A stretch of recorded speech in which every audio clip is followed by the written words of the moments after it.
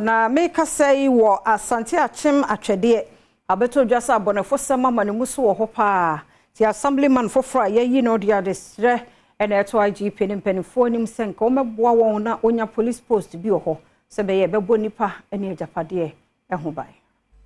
Assembly member wa Asante Akyem Atwedie Patrick Akari ediato aban ene enwekwa wodwan hya aban ase enim se wo mo ase be ya obesi aposifo atenaye na odi akwa abonefo sem e wo ne bro no so ochemu asese ya kronfo atiatese ewie omanfo fon sika enobaye ene enima pi eho be nya so otimi bo omanfo ho ban ene se yebetimi nya police post na wa ha ne nyina kire se crime rate ne kosoro so say chief inspector ne ka se cases abana ni mu kire se Atwedie crime na e ba so nansen social media so wa hwa akronfo timi ba besi barrier block road ni nyina in the name of say ekrodua mu ha ya say yetimi nya eya posifo ha no matimi abebo ye ho ban ha ebetimi aboa ena uro bi dem na obi aye den akofa obi ade de ya ne se enwan ne mponche sebe a o ma wo nko enketenkete no enokra ye wi o mo ye den efra ye di education start ma eye omanfo no na ye stress aban so ne de obeye de aboa yen at the side of air security no ehun no ye rese obetimi abeso yase ye rese aban mu mpanifo so mo kan bi ewo mu no networks no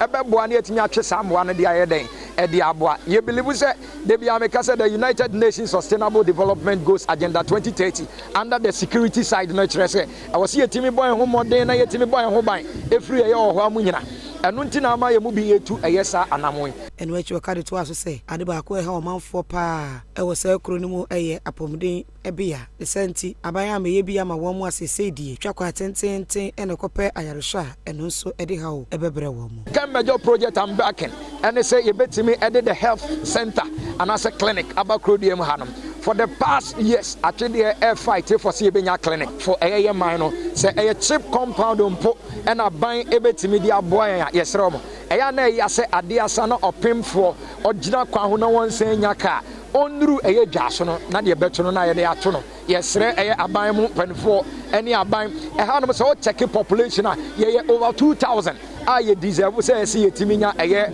health center na no so etimi aye den aboa